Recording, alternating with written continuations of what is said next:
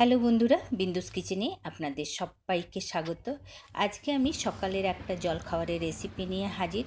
সকলেই তো আমরা সকালের জলখাবারে বেশিরভাগ রুটি, পরোটা, লুচি এগুলোই বানিয়ে থাকি। এই একঘেয়ে খাবার যদি না খেতে চান তাহলে এই রেসিপিটা একবার বানিয়ে দেখতে পারেন। হেলদি একটা রেসিপি, আর খুবই কম জিনিস দিয়ে এই রেসিপিটা হয়ে যায়, বেশি তামঝাম করার দরকার নেই। তো চলুন রেসিপিটা দেখে নিই। এইটা একটা এমন জলখাবার যেন আপনি অফিসের টিফিনে দিতে পারেন, স্কুলের টিফিনে দিতে পারেন, ডিনারেও খাওয়া যেতে পারে। তো আজকে আমি বানিয়েছি মুগ ডালের চিলা। তার জন্য আমি 1 কাপ সবুজ গোটা মুগ ডাল আর সাথে আমি হাফ কাপ আতপ চাল দিয়ে ওভারনাইট ভিজিয়ে রেখেছিলাম। সকালে সেটাকে 2-3 বার খুব ভালো করে পরিষ্কার করে নিয়েছি। 2-3 বার ভালো করে জল দিয়ে ধুয়ে নিয়েছি। এইবারে এটাকে আমি মিহি করে পিষে নেব। তো মিক্সির জার নিলাম, মিক্সির জারটা ছোট, এটাতে আমি 2 বারে পিষে নেব। তো এই রকম রেসিপি ঘরে থাকা জিনিস দিয়েই কিন্তু হয়ে যায়। অল্প অল্প অনেক কিছু সবজি বেঁচে যায়, সেই দিয়েই কিন্তু খুব ভালো হয়ে যায়। দেখুন সবগুলো বেটে নিলাম, এরকম গাঢ়টা এখন রয়েছে। এখন এর মধ্যে দিয়ে দিচ্ছি আমি স্বাদ মতো নুন, হাফ চামচ দিলাম গোটা জিরে, আর হাফ চামচ দিয়ে দিলাম এর মধ্যে ধনে গুঁড়ো।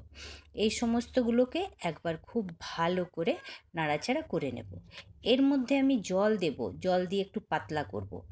তার আগে দিয়ে দিলাম একটা কাঁচা লঙ্কা কুচি করে নিয়েছি, একটা মিডিয়াম সাইজের পেঁয়াজ কুচি করে নিয়েছি, আর 2 চামচের মতো ক্যাপসিকাম কুচি, আর একটা ছোট গাজর সেটাকে আমি গ্রেট করে নিয়েছি, অল্প দিয়ে দিলাম ধনেপাতা কুচি। এই সমস্তগুলোকে দিয়ে খুব ভালো করে মিলিয়ে নেব। ধরুন বাচ্চারা অনেক সময় সবজি খেতে চায় না, তো এই রকমভাবেও কিন্তু ওদেরকে সবজি খাওয়ানো যেতে পারে।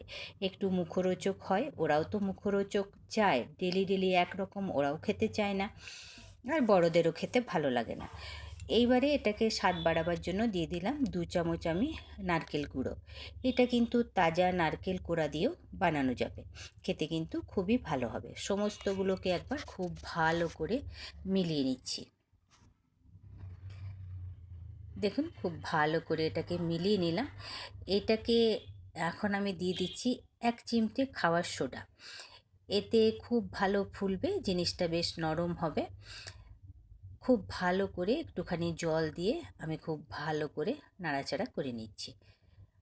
এইবারে ঘনত্বটা আমি এরকমই রেখেছি, চাইলে কিন্তু আপনারা আরেকটু পাতলা করতে পারেন। এটা পাতলা করলেও কিন্তু খুব ভালোভাবেই তাওয়ার থেকে উঠে যাবে। এবার এটাকে 10 মিনিট আমি ঢেকে রেখে দিচ্ছি। এই দিকে একটা ফ্রাই প্যান বসিয়ে দিয়েছি। আমি কিন্তু এটাতে কম তেল দিলেও হয়, কিন্তু আমি একটু বেশি তেলই দিয়েছি। খুব ভালো করে তেলটা স্প্রেড করে নেওয়ার পর 1 হাতা ব্যাটার এর মধ্যে দিয়ে দিলাম। একটু ব্যাটারটাকেও স্প্রেড করে দিলাম। খুব বেশি মোটা এটাকে বানাবো না, মিডিয়াম সাইজের রাখবো, যাতে খুব ভালোভাবে এটা ভাজা হয়। তো ঢাকা দিয়ে উল্টে পাল্টে বেশ ভালো করে ভেজে নেব। তো দেখুন ঢাকাটা তুলে দেখিয়ে দিচ্ছি। এক পিঠটা খুব ভালোভাবে হয়ে গেছে, আর খুব ভালোভাবে এটা তোলা যাবে, কোনো অসুবিধাই হবে না। দেখুন খুব ভালোভাবে এটাকে তোলা গেল। আমি ওই পিঠটা আবার ভেজে নিচ্ছি। এবার একটু ভাজার সময় একটু বেশ চেপে চেপে ভেজে নিতে হবে, উল্টে পাল্টে বেশ ভালো করে ভেজে নেব। দেখুন একটা হয়ে গেল। আবারও সেম প্রসেস, সেই রকম তাওয়ার মধ্যে একটু তেল দিয়ে দেবো। তা তেলটা ভালোভাবে গরম হয়ে গেলে 1 হাতা ব্যাটার দিয়ে দেবো। যদি বড় করতে চান তো 2 হাতার ব্যাটার দেওয়া যাবে। আবারও এটাকে ঢেকে সেম প্রসেস এটাকে আমি ভেজে তুলে নেব। দেখুন খুব ভালো করে এক পিঠটা হয়ে গেছে। এবারে উল্টে নিচ্ছি। উল্টে পাল্টে ভালো করে এটাকে ভেজে নেব। আর এটা সবজি দেওয়া আছে, খুব ভালো একটা হেলদি রেসিপি। এই রকমভাবে সমস্তগুলো আমি এক এক করে ভেজে নেব। আর এইটা আপনি চাটনির সাথে পরিবেশন করুন, সসের সাথে পরিবেশন করুন, বা চা দিয়ে খান, সবতেই কিন্তু এটা খাওয়া যাবে। আর তার মধ্যে এখন তো শীতের সময় ঝোলা গুড় পাওয়া যায়, এ দিয়ে তো আরও ভালো লাগবে। তো আমি আজকে টমেটো, পেঁয়াজ আর ধনেপাতা দিয়ে চাটনি বানিয়েছি, সেইটা দিয়েই পরিবেশন করছি। তাহলে রেডি হয়ে গেল আমার মুগ ডালের চিলা। তাহলে বন্ধুরা, আমার এই রেসিপিটা আপনাদের কেমন লাগলো আমার এই রেসিপিটা যদি আপনাদের ভালো লাগে তাহলে বিন্দুস কিচেনকে লাইক সাবস্ক্রাইব অবশ্যই করবেন, অনেক অনেক করে শেয়ার করবেন, অনেক অনেক করে কমেন্ট করবেন। আর একবার অবশ্যই বানিয়ে দেখবেন। এখন তো শীতকাল, বাজারে নানা রকমের সবজি, তাই দিয়ে এই রকম একবার চিলা বানিয়ে দেখুন, খেতে কিন্তু খুবই ভালো লাগবে।